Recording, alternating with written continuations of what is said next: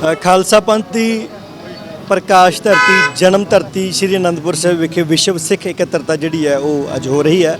ਤਾਂ ਅਸੀਂ ਇਸ ਵਕਤ ਉਸ ਜਿਹੜਾ ਹੈਗਾ ਇਕੱਤਰਤਾ ਵਾਲੀ ਜਗ੍ਹਾ ਦੇ ਬਾਹਰ ਮੌਜੂਦ ਹੈ, ਜਿੱਥੇ ਕਿ ਪੰਜਾਬ ਤੇ ਪੰਜਾਬ ਦੇ ਹੋਰ ਜਿਹੜਾ ਨਾਲ ਲੱਗਦੇ ਸੂਬਿਆਂ ਦੇ ਵਿੱਚੋਂ ਸਿੱਖ ਸਿਧਾਂਤਾਂ ਤੇ ਸਿੱਖ ਸੰਘਰਸ਼ ਦੇ ਵਿੱਚ ਸ਼ਮੂਲੀਅਤ ਕਰਨ ਵਾਲੇ ਜਿਹੜੇ ਸੱਜਣ ਨੇ, ਗੁਰਸਿੱਖ ਨੇ, ਉਹ ਜਥਿਆਂ ਸਮੇਤ ਪਹੁੰਚ ਰਹੇ ਨੇ। ਜੇ ਦੇਖਿਆ ਜਾਵੇ ਤਾਂ ਇਤਿਹਾਸਕ ਤੌਰ ਤੇ ਜਿਹੜਾ ਹੈਗਾ ਇਸ ਇਕੱਤਰਤਾ ਜਿਹੜਾ ਬੜਾ ਵੱਡਾ ਮਹੱਤਵ ਆ। ਪਿਛਲੇ ਸਮੇਂ ਤੋਂ ਲੈ ਕੇ ਸਿੱਖ ਪੰਥ ਦੇ ਵਿੱਚ ਦਰਪੇਸ਼ ਚੁਣੌਤੀਆਂ ਜਾਂ ਬੇਅਦਬੀ ਵਰਗੀਆਂ ਜਿਹੜੀਆਂ ਮੰਦਭਾਗੀਆਂ ਘਟਨਾਵਾਂ ਤੋਂ ਬਾਅਦ ਜਿਹੜਾ ਸਿੱਖਾਂ ਦੀਆਂ ਵੱਡੀਆਂ ਸਰਵਉੱਚ ਸੰਸਥਾਵਾਂ ਦੇ ਜਿਹਦਾ ਹੈਗਾ ਵੀ ਸ਼ਾਇਦ ਕਾਬੂ ਤੋਂ ਜਾਂ ਵੱਸੋਂ ਕਈ ਵਾਰ ਗੱਲੋਂ ਬਾਹਰ ਜਿਹੜੀ ਇਹ ਗੱਲ ਬਾਹਰੋਂ ਹੁੰਦੀ ਜਾਪਦੀ ਆ। ਤਾਂ ਜਿੱਥੇ ਭਾਰਤੀ ਕਾਨੂੰਨ ਜਿਹੜਾ ਭਾਰਤੀ ਨਿਆਂਪਾਲਿਕਾ ਇਨਸਾਫ ਪਾਲਿਕਾ ਜਿਹੜੀ ਆ ਉਹ ਉੱਥੇ ਫੇਲ ਹੁੰਦੀ ਜਾਪਦੀ ਹੈ, ਤਾਂ ਸਿੱਖਾਂ ਦੇ ਲਈ ਜਿਹੜਾ ਹੈਗਾ ਆਪਣੇ ਵੱਖਰੇ ਰਾਹ ਉਲੀਕਣੇ ਜਾਂ ਘੱਟੋ ਘੱਟ ਸਿੱਖ ਸਿਧਾਂਤਾਂ ਅਨੁਸਾਰ ਕਿਸ ਤਰ੍ਹਾਂ ਦੀ ਜਿਹੜੀ ਹੈਗੀ ਉੱਥੇ ਕਾਰਵਾਈ ਹੋਵੇ, ਕਿਸ ਤਰ੍ਹਾਂ ਗੱਲਬਾਤ ਕੀਤੀ ਜਾਵੇ, ਕਿਸ ਤਰ੍ਹਾਂ ਉਹਨਾਂ ਮਾਮਲਿਆਂ ਨੂੰ ਨਜਿੱਠਿਆ ਜਾਵੇ, ਇੰਨਾ ਹੀ ਜਿਹੜਾ ਹੈਗਾ ਦਰਪੇਸ਼ ਚੁਣੌਤੀਆਂ ਨੂੰ ਲੈ ਕੇ ਜਿਹੜੀ ਅੱਜ ਦੀ ਇਕੱਤਰਤਾ ਰੱਖੀ ਗਈ ਹੈ।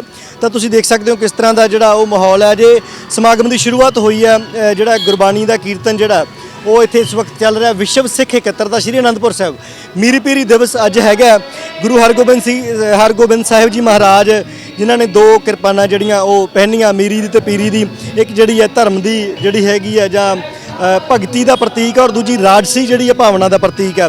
ਤਾਂ ਤੁਸੀਂ ਪਹਿਲੀ ਨਜ਼ਰੇ ਦੇਖ ਸਕਦੇ ਹੋ ਕਿਸ ਤਰ੍ਹਾਂ ਦੇ ਪ੍ਰਬੰਧ ਨੇ। ਜਿੱਥੋਂ ਸੰਗਤ ਐਂਟਰ ਹੁੰਦੀ ਹੈ ਉਹਨਾਂ ਨੂੰ ਜਿਹੜਾ ਇਸ ਮੀਰੀ ਪੀਰੀ ਕਾਨਫਰੰਸ ਦਾ ਜਿਹੜਾ ਮੁੱਖ ਸੁਨੇਹਾ ਹੈਗਾ ਉਹ ਜਿਹੜਾ ਇੱਕ ਪੈਂਫਲੇਟ ਦੇ ਰੂਪ ਦੇ ਵਿੱਚ ਉਹ ਦਿੱਤਾ ਜਾ ਰਿਹਾ। ਜਿੱਦਾਂ ਮੈਂ ਪਹਿਲਾਂ ਕਿਹਾ ਵੀ ਸਿੱਖਾਂ ਦੇ ਮਸਲੇ ਜਿਹੜੇ ਆ ਉਹ ਪਿਛਲੇ ਸਮੇਂ ਤੋਂ ਲੈ ਕੇ ਸ਼੍ਰੀ ਅਕਾਲ ਤਖਤ ਸਾਹਿਬ ਦੇ ਉੱਤੇ ਕਾਬਜ਼ ਧਿਰਾਂ ਜਾਂ ਸਥਾਪਿਤ ਧਿਰਾਂ ਜਿਹੜੀਆਂ ਨੇ ਉਹ ਹੀ ਕਈ ਵਾਰ ਜਿਹੜਾ ਹੱਲ ਕਰਨ ਦੇ ਵਿੱਚ ਅਸਫਲ ਹੋਈਆਂ ਜਾਪਦੀਆਂ ਨੇ, ਸਿੱਖ ਨਿਰਾਸ਼ਾ 'ਚ ਰਹੇ ਨੇ। ਤਾਂ ਉਹਨੂੰ ਲੈ ਕੇ ਸ਼੍ਰੀ ਅਕਾਲ ਤਖਤ ਸਾਹਿਬ ਦੀ ਸੇਵਾ ਸੰਭਾਲ ਤੇ ਗੁਰਮਤਿ ਦੀ ਬਹਾਲੀ ਕਿਵੇਂ ਹੋਵੇ।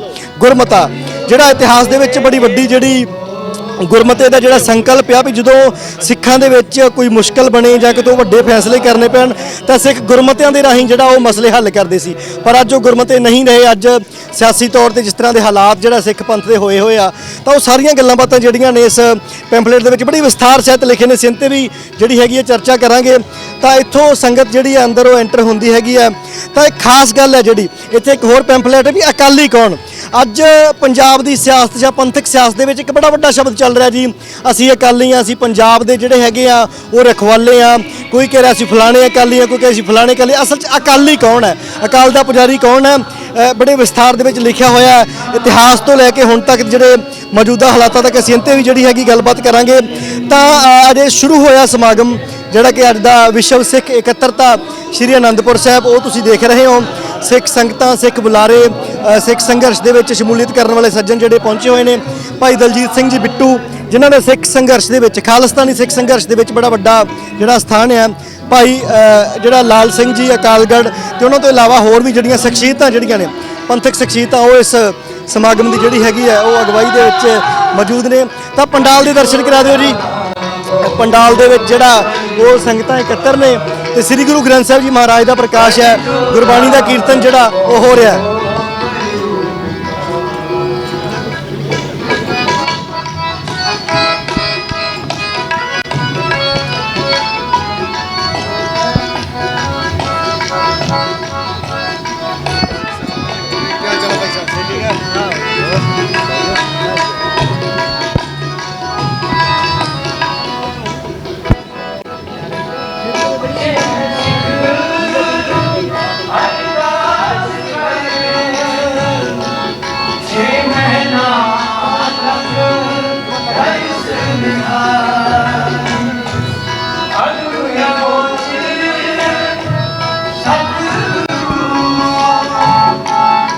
ਅਸੀਂ ਵਿਸ਼ਵ ਸਿੱਖ ਇਕੱਤਰਤਾ ਦੇ ਜਿਹੜਾ ਇਸ ਵਕਤ ਉੱਥੇ ਮੌਜੂਦ ਹਾਂ। ਤਾਂ ਭਾਈ ਜਸਪਾਲ ਸਿੰਘ ਮਨਪੁਰ ਪੰਥਕ ਵਕੀਲ ਨੇ, ਉਹ ਵੀ ਪ੍ਰਬੰਧਕਾਂ 'ਚ ਵੀ ਸ਼ਾਮਲ ਨੇ। ਅਸੀਂ ਗੱਲਬਾਤ ਕਰਾਂਗੇ। ਹਾਂਜੀ, ਵਾਹਿਗੁਰੂ ਜੀ ਕਾ ਖਾਲਸਾ, ਵਾਹਿਗੁਰੂ ਜੀ ਕਾ ਖਾਲਸਾ, ਵਾਹਿਗੁਰੂ ਜੀ ਕੀ ਫਤਿਹ ਜੀ। ਤਾਂ ਮਨਪੁਰ ਸਾਹਿਬ, ਖਾਲਸਾ ਪੰਥ ਦੀ ਜਨਮ ਧਰਤੀ ਦੇ ਉੱਤੇ ਇਸ ਕਾਨਫਰੰਸ ਦੀ ਬੜੀ ਵੱਡੀ ਅਹਿਮੀਅਤ ਹੈ। ਕਿਹੜੇ ਮੁੱਖ ਨੁਕਤੇ ਦਾ ਜਿਹੜੇ ਮੁੱਖ ਮਸਲੇ ਜਿਹੜੇ ਹੈਗੇ ਨੇ ਇੱਥੇ ਵਿਚਾਰੇ ਜਾਣ? ਦੇਖੋ, ਮੇਨ ਤਾਂ ਇਹੀ ਹੈਗਾ ਵੀ ਜਿਹੜੀ ਜਿੱਦਾਂ ਸਾਰੇ ਮਹਿਸੂਸ ਕਰਦੇ ਆ ਵੀ ਪੰਥਕ ਸਰਗਰਮੀਆਂ ਦੇ ਵਿੱਚ ਜਾਂ ਪੰਥਕ ਸਿਆਸਤ ਦੇ ਵਿੱਚ ਇੱਕ ਖੜੋਤ ਆ ਗਈ ਆ। ਉਹਦੀ ਵਜ੍ਹਾ ਇਹੀ ਮਹਿਸੂਸ ਕੀਤੀ ਗਈ ਵੀ ਉਹਦੇ ਕਰਕੇ ਵੀ ਅਸੀਂ ਆਪਣੀਆਂ ਰਵਾਇਤਾਂ ਤੋਂ ਜਿਹੜਾ ਮੂੰਹ ਫੇਰ ਚੁੱਕੇ ਆ ਜਾਂ ਜਾਣੇ ਅਣਜਾਣੇ ਦੇ ਵਿੱਚ ਅਸੀਂ ਉਹ ਛੱਡ ਚੁੱਕੇ ਆ। ਸੋ ਉਹਨਾਂ ਰਵਾਇਤਾਂ ਦੀ ਜਿਹਦੇ ਵਿੱਚ ਖਾਸ ਤੌਰ ਤੇ ਗੁਰਮਤਾ ਕਰਨ ਦੀ ਸਾਡੀ ਗੁਰਮਤਾ ਇੱਕ ਸੰਸਥਾ ਹੀ ਸੀਗੀ। ਉਹ ਸੰਸਥਾ ਨੂੰ ਪੁਨਰ ਸੁਰਜੀਤ ਕਰਨ ਦੇ ਵਾਸਤੇ ਕਰੀਬ 100 ਸਾਲ ਪਹਿਲਾਂ ਗੁਰਮਤਾ ਕੀਤਾ ਗਿਆ ਸੀ। ਫਰੰਗੀ ਦੇ ਰਾਜ ਦੇ ਵਿੱਚ ਉਹ ਗੁਰਮਤਿ ਦੀ ਜਿਹੜੀ ਪਰੰਪਰਾ ਸੀ ਫੈਸਲੇ ਲੈਣ ਦੀ, ਲੀਡਰ ਚੁਣਨ ਦੀ, ਉਹ ਛੱਡ ਦਿੱਤੀ ਗਈ ਸੀ। ਭਾਵੇਂ ਕਿ ਅਸੀਂ ਆਮ ਰੋਜ਼ਾਨਾ ਜ਼ਿੰਦਗੀ ਦੇ ਵਿੱਚ ਉਹ ਗੁਰਮਤਾ ਨਾਮ ਕਹਿ ਲੈਂਦੇ ਆ, ਪਰ ਉਹ ਇੱਕ ਮਤਾ ਹੁੰਦਾ, ਉਹ ਗੁਰਮਤਾ ਨਹੀਂ ਹੁੰਦਾ।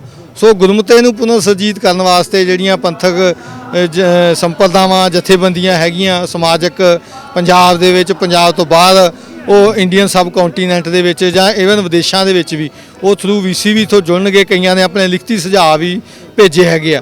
ਸੋ ਮੇਨ ਜਿਹੜੀ ਅੱਜ ਦੀ ਜਿਹੜੀ ਹੈਗੀ ਆ ਵੀ ਗੁਰਮਤਾ ਕਿਵੇਂ ਕੀਤਾ ਜਾਊਗਾ, ਤੇ ਗੁਰਮਤਾ ਵੀ ਕਿਸੇ ਨਾ ਕਿਸੇ ਮੁੱਦੇ ਉੱਤੇ ਜਿਹੜਾ ਕਿ ਜੋ ਵੀ ਸਾਂਝੀ ਰਾਏ ਬਣੂਗੀ ਉਹਦੇ ਉੱਤੇ ਬਣ ਕੇ ਇੱਕ ਗੁਰਮਤਾ ਬਣੇ, ਉਹਦੇ ਤੇ ਸਾਂਝੀ ਰਾਏ ਬਣੇ, ਤੇ ਉਹਨੂੰ ਫਿਰ ਲਾਗੂ ਕਰਨ ਦੇ ਵਾਸਤੇ ਜਿਹੜੀਆਂ ਜਥੇਬੰਦੀਆਂ ਆਪਣੀ ਆਪਣੀ ਜ਼ਿੰਮੇਵਾਰੀ ਓਟਣ, ਜਿਹਦੇ ਹਿਸਾਬ ਦੇ ਨਾਲ ਜਿਹੜਾ ਅਗਲੇ ਦੇ ਜਾਂ ਜਿਹੜੀ ਖੜੋਤ ਆ ਚੁੱਕੀ ਆ ਉਹ ਟੁੱਟ ਸਕੇ। ਬਿਲਕੁਲ, ਜਿੱਦਾਂ ਪੰਜਾਬ ਦੇ ਵਿੱਚ ਲਗਾਤਾਰ ਪਿਛਲੇ 3-4 ਦਹਾਕਿਆਂ ਤੋਂ ਬੜਾ ਉਤਰਾਅ ਚੜ੍ਹਾ ਹੈ।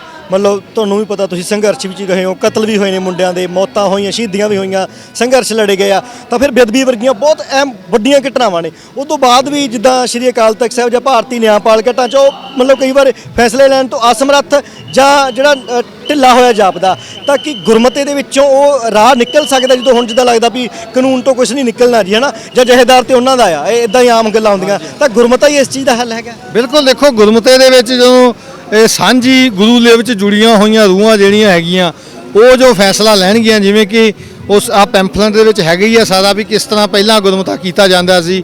5 ਸਿੰਘ ਸੰਗਤ ਦੇ ਵਿੱਚੋਂ ਚੁਣੇ ਜਾਣਗੇ, ਉਹ ਸਾਰਿਆਂ ਦੇ ਜਿਹੜੀਆਂ ਜਥੇਬੰਦੀਆਂ ਹੈਗੀਆਂ ਉਹਨਾਂ ਦੇ 2-2 ਨੁਮਾਇੰਦੇ ਜਿਹੜੇ ਆ ਉਹ ਆਪਣੇ ਵਿਚਾਰ ਦੇਣਗੇ, ਇੱਕ ਏਜੰਡਾ ਰੱਖਿਆ ਜਾਊਗਾ। ਫਿਰ ਉਹਦੇ ਬਾਅਦ ਦੇ ਵਿੱਚ ਜੋ ਸਾਂਝੀ ਰਾਏ ਬਣੇਗੀ ਉਹ ਸੰਗਤ ਦੇ ਸਮਰਥਨ ਦੇ ਨਾਲ ਉਹਦੇ ਉੱਤੇ ਫਿਰ ਜਿਹੜਾ ਆ ਉਹਨੂੰ ਗੁਰਮਤਾ ਕਿਹਾ ਜਾਊਗਾ। ਤੇ ਉਹ ਮੇਨ ਜਿਹੜਾ ਹੈਗਾ ਜੋ ਪੰਥ ਸੇਵਕ ਜੁਝਾਰੂ ਸ਼ਖਸੀਅਤਾਂ ਨੇ ਕੀਤਾ ਹੈਗਾ, ਉਹਦੇ 'ਚ ਇਹ ਵੀ ਅਕਾਲ ਤਖਤ ਦੇ ਜਿਹੜਾ ਸਾਡਾ ਧੁਰਾ ਹੈਗਾ ਉਹਨੂੰ ਕਿਵੇਂ ਦੁਰਸਤ ਕੀਤਾ ਜਾਵੇ। ਜਿਵੇਂ ਕਿ ਹੁਣ ਪਿਛਲੇ ਦਿਨੀ ਵੀ ਗਿਆਨੀ ਹਰਪ੍ਰੀਤ ਸਿੰਘ ਨੂੰ ਲਾ ਲਿਆ, ਕਿਸੇ ਨੇ ਜਥੇਦਾਰ ਲਾ ਲਿਆ, ਬਣਾ ਲਿਆ, ਤੇ ਇੱਕ ਮਜ਼ਾਕ ਦਾ ਜਿਹੜਾ ਪਾਤਰ ਸਾਡੀਆਂ ਜਿਹੜੀਆਂ ਸੰਸਥਾਵਾਂ ਤੇ ਉਹਨਾਂ ਦੇ ਉੱਤੇ ਬੈਠੇ ਹੋ ਜਿਹੜੇ ਅਹੁਦੇਦਾਰ ਬਣ ਚੁੱਕੇ ਆ। ਸੋ ਉਹਨੂੰ ਸਹੀ ਲੀਹ ਦੇ ਉੱਤੇ ਪਾਉਣ ਵਾਸਤੇ ਜਿਹੜਾ ਕੋਈ ਪਹਿਲੇ ਪੜਾਅ ਦੇ ਵਿੱਚ ਗੁਰਮਤਾ, ਇਹ ਨਹੀਂ ਵੀ ਅੱਜ ਗੁਰਮਤਾ ਕਰਨਾ ਤੇ ਕੱਲ੍ਹ ਨੂੰ ਕੁਝ ਹੋ ਜਾਣਾ।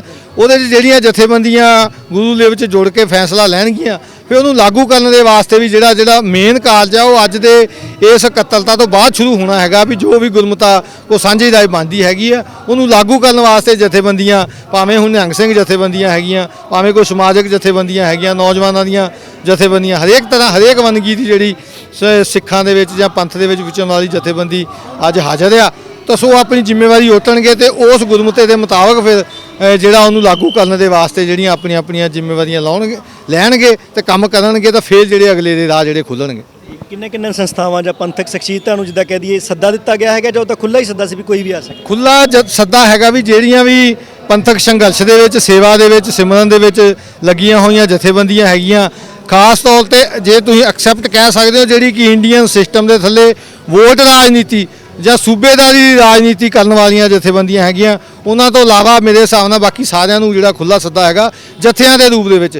ਸ਼ਖਸੀਅਤਾਂ ਨੂੰ ਕੋਈ ਸੱਦਾ ਨਹੀਂ ਹੈਗਾ। ਜਿਹੜੇ ਜਥੇ ਵਿਚਰਦੇ ਆ ਸੰਘਰਸ਼ ਦੇ ਵਿੱਚ, ਸੇਵਾ ਦੇ ਵਿੱਚ, ਉਹਨਾਂ ਜਥਿਆਂ ਦੇ ਜਿਹੜੇ ਨੁਮਾਇੰਦੇ ਹੈਗੇ ਉਹ ਆਪਣੇ ਜਿਹੜੇ ਆ ਵਿਚਾਰ ਰੱਖਣਗੇ। 5 ਸਿੰਘ ਪਹਿਲਾਂ ਤਾਂ ਚੁਣੇ ਜਾਣਗੇ, ਫਿਰ ਉਹ ਜਥਿਆਂ ਦੇ ਜਿਹੜੇ ਨੁਮਾਇੰਦੇ ਆਪਣੇ ਉਸ ਏਜੰਡੇ ਦੇ ਉੱਤੇ ਆਪਣੇ ਵਿਚਾਰ ਰੱਖਣਗੇ, ਜੋ ਸਾਂਝੀ ਰਾਏ ਬਣੇਗੀ ਤੇ ਉਹਦੇ ਤੇ ਗੁਰਮਤਾ ਕੀਤਾ ਜਾਊਗਾ। ਬਹੁਤ ਬਹੁਤ ਸ਼ੁਕਰੀਆ। ਤਾਂ ਸ਼ੁਰੂਆਤੀ ਸਮੇਂ ਦੇ ਵਿੱਚ ਅਸੀਂ ਭਾਈ ਜਸਪਾਲ ਸਿੰਘ ਮਨਪੁਰ ਦੇ ਨਾਲ ਥੋੜੀ ਜਿਹੀ ਜਾਣਕਾਰੀ ਹਾਸਲ ਕੀਤੀ। ਤਾਂ ਆਪਣੇ ਆਪ ਦੇ ਵਿੱਚ ਜਿਹੜੀ ਵਿਸ਼ਵ ਸਿੱਖ ਇਕੱਤਰਤਾ ਬੜੀ ਖਾਸ ਹੈ। ਅਸੀਂ ਆਮ ਹੀ ਦੇਖਦੇ ਹਾਂ ਸਿੱਖ ਮਸਲਿਆਂ ਦੇ ਉੱਤੇ ਇਕੱਠ ਹੁੰਦੇ ਨੇ, ਬੜੀਆਂ ਵੱਡੀਆਂ ਜਿਹੜੀਆਂ ਉਹ ਰੈਲੀਆਂ, ਕਾਨਫਰੰਸਾਂ ਵੀ ਹੁੰਦੀਆਂ ਨੇ, ਪਰ ਉੱਥੇ ਜਿਹੜੀ ਆ ਉਹ ਤਰਤੀਬ ਜਿਹੜੀ ਬੜੀ ਵੱਖਰੀ ਹੁੰਦੀ ਆ। ਉੱਥੇ ਇਹੀ ਤਰਤੀਬ ਹੁੰਦੀ ਵੀ ਸੰਗਤ ਜਿਹੜੀ ਪੰਡਾਲ 'ਚ ਸੱਜ ਜਾਂਦੀ ਆ, ਔਰ ਜਿਹੜੇ ਬੁਲਾਰੇ ਹੁੰਦੇ ਸਟੇਜ ਤੇ ਬੋਲਦੇ ਉਹ ਕੇਵਲ ਆਪਣਾ ਫੈਸਲਾ ਜਾਂ ਆਪਣੀ ਰਾਏ ਜਿਹੜੀ ਦੱਸ ਦਿੰਦੇ ਨੇ।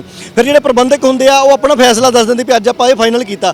ਕਈ ਵਾਰ ਸੰਗਤ ਦੇ ਵਿਚਾਰ ਤੱਕ ਨਹੀਂ ਲਏ ਜਾਂਦੇ ਵੀ ਜਿਹੜੀ ਸੰਗਤ ਪੰਡਾਲ 'ਚ ਬੈਠੀ ਹੋਈ ਆ, ਜਿਹੜਾ ਇਕੱਠ ਆ ਸੰਗਤ ਦਾ, ਉਹ ਉਸ ਫੈਸਲੇ ਨਾਲ ਸਹਿਮਤ ਆ ਕਿ ਨਹੀਂ ਸਹਿਮਤ। ਫਿਰ ਉਸ ਤੋਂ ਬਾਅਦ ਉਹ ਜਿਹੜਾ ਫੈਸਲਾ ਹੁੰਦਾ ਉਹਦੀ ਫਿਰ ਉਸ ਤੋਂ ਬਾਅਦ ਜਿਹੜੀ ਪਹਿਰੇਦਾਰੀ ਵੀ ਉਨੀ ਕੀ ਹੁੰਦੀ ਜਿੰਨੀ ਕਿ ਸੰਗਤ ਸਹਿਮਤ ਹੁੰਦੀ ਆ।